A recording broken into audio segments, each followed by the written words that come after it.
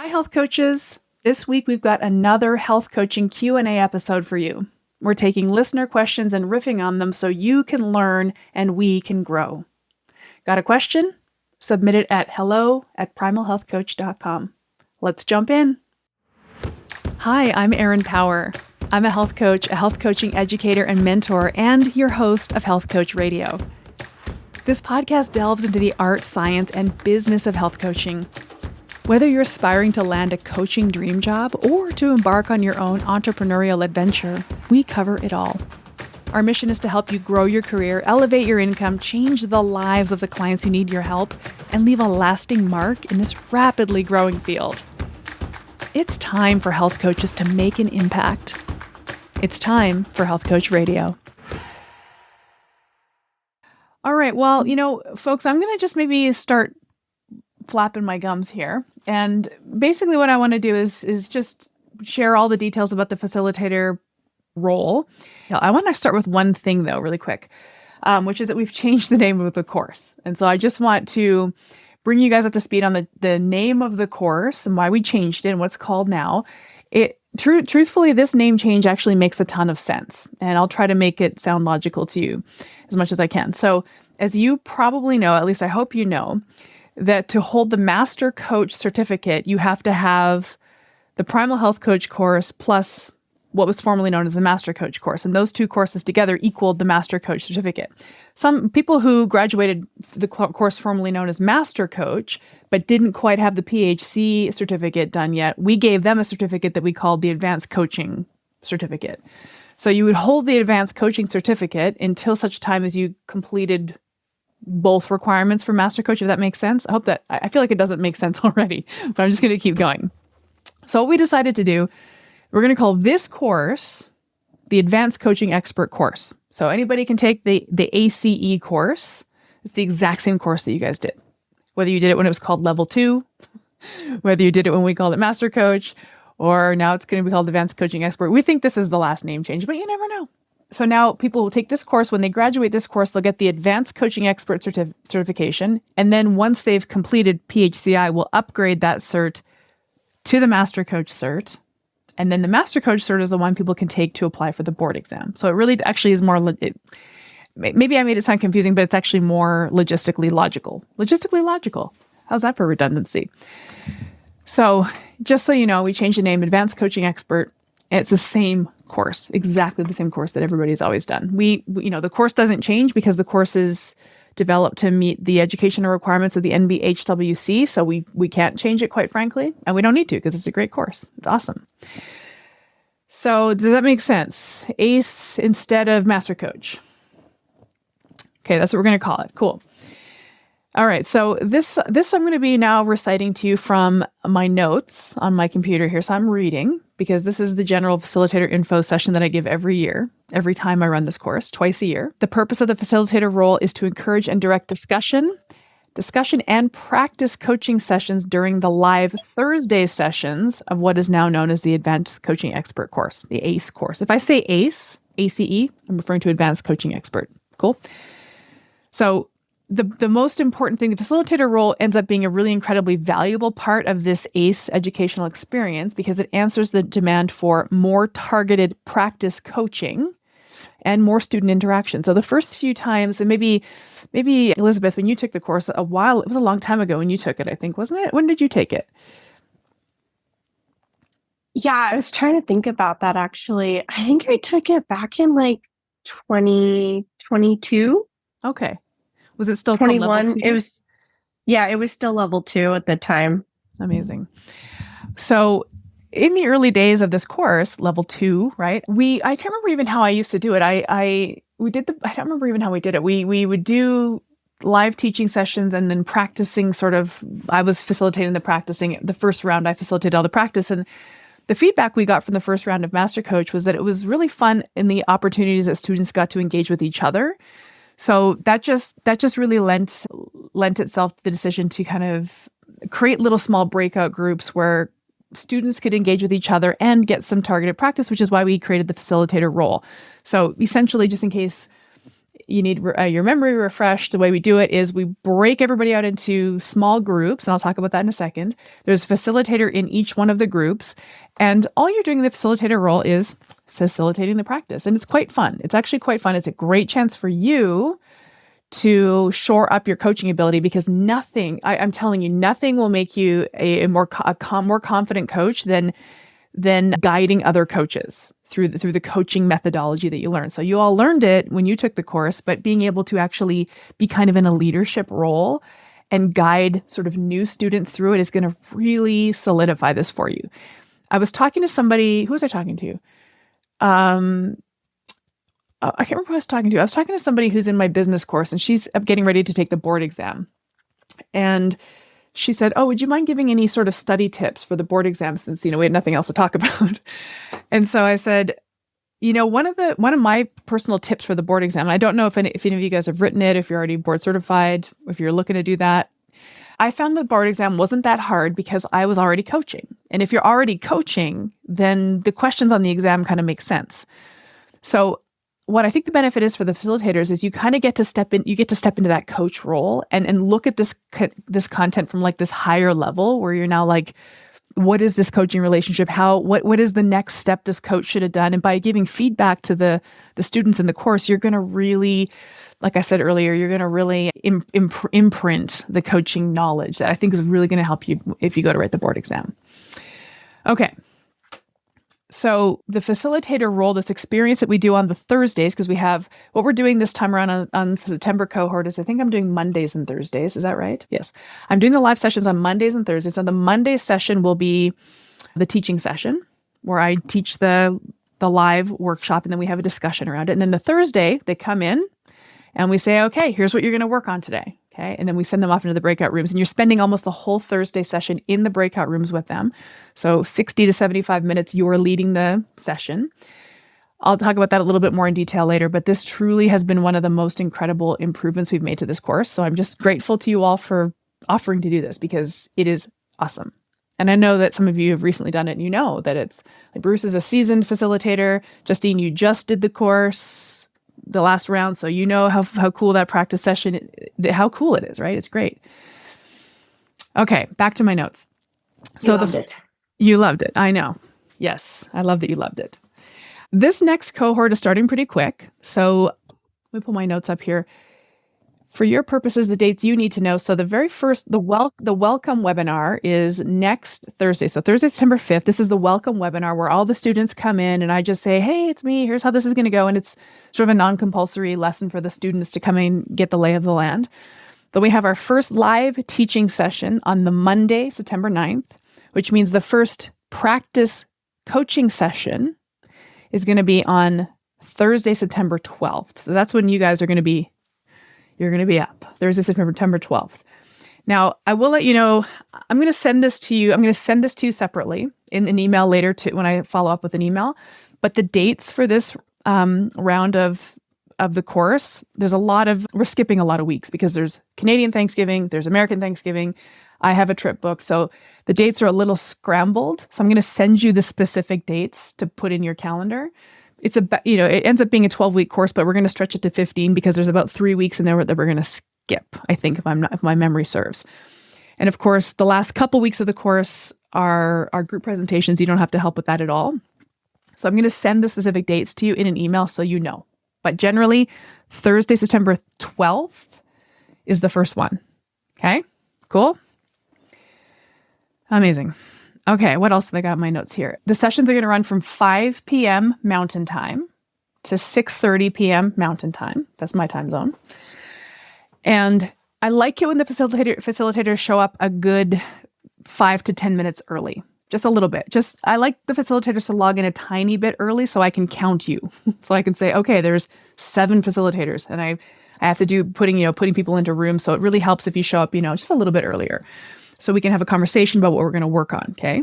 So around 4:50, 4:53 roughly PM, if you jump into the Zoom session, then we can get ourselves organized.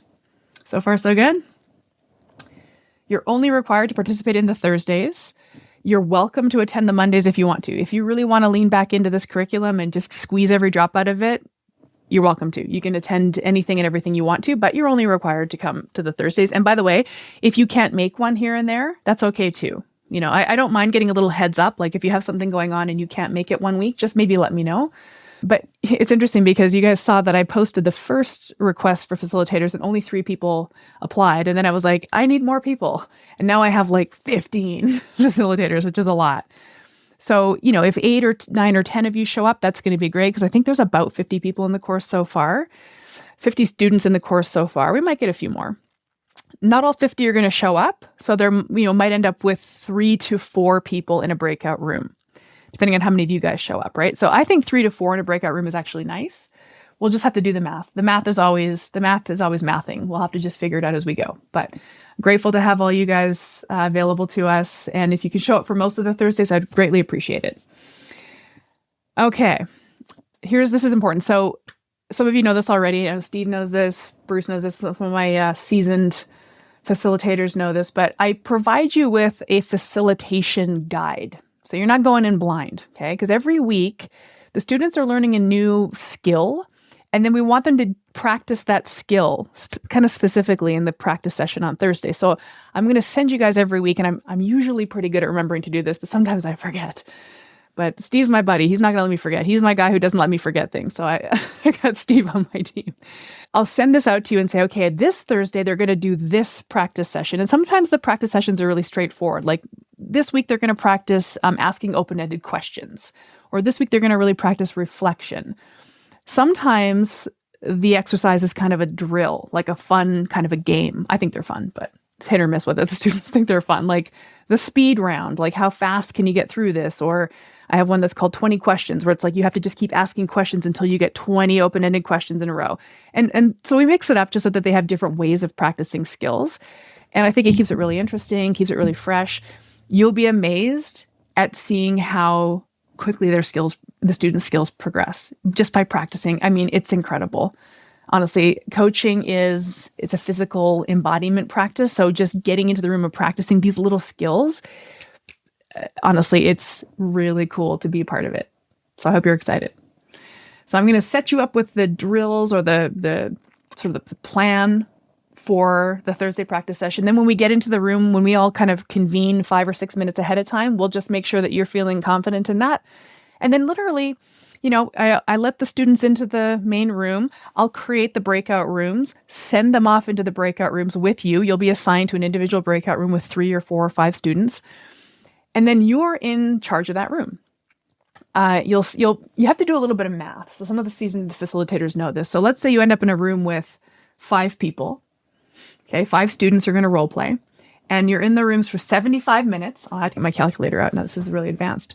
And you want all 5 of those students to have a chance to play the coach. That's not even hard math. I should be able to do this, but I'm going to do 75 divided by 5 means that each round is 15 minutes long. Okay, but you have to save some time for the feedback session. So maybe you'll say, okay, we're going to do a 12-minute practice round, 12 minutes. I'm going to set a timer for 12 minutes. We'll do 12 minutes of coaching. I'll let you know when time is up, and then we'll come back for 3 minutes of feedback, and then we'll switch. So you're going to do the math on that depending on how many people are in the room, how long you're in the room. That's pretty easy math, I think, though, right? Yeah. Sometimes people come in to the room and they, for whatever reason, they can't role play. They just want to listen. I allow that to a certain extent. If they're driving or whatever the case may be, it's fine. But generally, we want to try to get most people role playing. Now, I've seen some facilitators who kind of leave it up to the students to say, okay, who wants to start? And they kind of wait for the awkward silence. And then somebody will say, well, I guess I'll start. I'll be the coach first. And then they kind of wait. And I've seen other facilitators who actually assign. Okay, Bob, you're the coach. Sally, you're the client. Go. It's completely up to you. It doesn't matter to me. But you might find, especially at first, they're shy. So, however you want to handle that shyness, right? If you want to be really kind and say, who's feeling adventurous? Who wants to start first? Or if you want to just put the hammer down and make somebody do it. Either way. Now, your job is to facilitate the feedback session, right? So there's a couple of seasoned facilitators here if you guys want to jump in the ways you like to do it. But some things I've seen and that I think is really useful is you might go around the room and say, okay, Bob and Sally, great job on that coaching session. Joe, do you have any feedback for Bob, who played the coach? And then Joe might unmute and say, well, I really like when Bob asked this. And they'll go around and they're always going to say nice things about each other. I think your job as a facilitator would be to let the group share their feedback with each other. And then I also would like you to give some feedback as well. I just want you to do that a little bit too. And the way you might set this up is to say, this is a really basic feedback sort of format. If you've given any feedback in any of your professional endeavors, you're familiar with this. You might say, what I really liked, Bob, was the way you reflected back everything Sally said. What I'd like to see you work on next time is asking more open-ended questions, because there was a lot of closed-ended questions there that kind of closed off the conversation. So give them something that you really liked and then something to work on. So in that way, you have to be kind of paying attention and just jotting down some notes so that you can give some meaningful feedback to them. Does that make sense? Cool. Let me see my notes here. I think that's basically at a high level how it goes. That's basically how it goes. Any questions about what happens in the rooms? Anything that I can lend more clarity to or that I glossed over too quickly? Just let me know. You guys can unmute and let me know if there's any questions you have. Love it. Oh, Bruce, yes? Hi. I just was going to say the feedback thing is really great. I think it's an important part, but it can also run away with your time pretty quickly. So yes. You learn that as you start to do it, how to kind of tightly manage that. It's effective and important, but you got to manage it. Absolutely. That's a great point. Thank you for bringing that up. I will say that when you're doing the math on how long to do the practice session, I actually expect that the feedback will probably take longer than you think. So if you think it's going to be a 3-minute feedback session, it might actually stretch to 5. So, but as a facilitator, you can, like, for example, if you had a really big room full of people, if you ended up with 6 or 7 in your room, you might not do the around the horn feedback. You might just give the feedback, right? You might just sort of save yourself time by, I'm going to do the feedback today, and so we can move on. The other thing, the flip side happens too. Sometimes we have really quiet sessions where you end up in a room with 2 people. And then you can have a long coaching session and a long discussion, and it's really nice. So it's pretty random as far as how the math shakes out in the room. But that's a good point. Thank you for bringing that up, Bruce. So you will also be enrolled in an unlocked version of the Advanced Coaching Expert course. So you have access to the full curriculum, which will be useful for, reviewing if you're getting ready for the board exam, but just also so you can, if you feel up to it, if you want to review what the students have learned. So if we're getting into sort of session 3 practice and you're like, I forget what session 3 is, you can go in and look at it, or you can join me on the Monday teaching session. But by the way, you don't have to do that, because when I give you the facilitation guide, it's going to really bring you up to speed. But if you want to, that's going to be available to you. And just for those of you who are jumping in a little late, I explained why we changed the name. So that was explained at the beginning of the recording, but we've changed the name again from Master Coach to Advanced Coaching Expert. Same exact course, new name. Fun acronym, ACE. So we like a good acronym. I'm excited for you guys because, well, first of all, how many of you are going to write the board exam? Hands up unless you're driving. I think Steve already wrote it though, right? Steve, you already board, yeah. So Justin, you're like, eh. And then I've already taken it. You've already taken it. Let's take it. Yeah. And Bruce, did you take it yet? Not yet. Okay. All right. No pressure. But I'm telling you, this is one of the best ways to reconnect to this curriculum. In fact, Julian, who some of you guys might know, he's one of our regular facilitators. He's a chef. He's just awesome. He's a cool guy. He credits the facilitator role as the thing that helped him pass the board exam. Because he's like, everything I drew from that facilitator experience to pass the board exam. So if that's something that's on your list to do, this will be really helpful for you. And it's tons of fun. And that's basically it. That's all I got for you. Bye, folks. See you soon. This podcast was brought to you by Primal Health Coach Institute. To learn more about how to become a successful health coach, get in touch with us by visiting primalhealthcoach.com/call. Or if you're already a successful health coach, practitioner, influencer, or thought leader with a thriving business and an interesting story, we'd love to hear from you. Connect with us at hello@primalhealthcoach.com and let us know why we need to interview you for Health Coach Radio. Thanks for listening.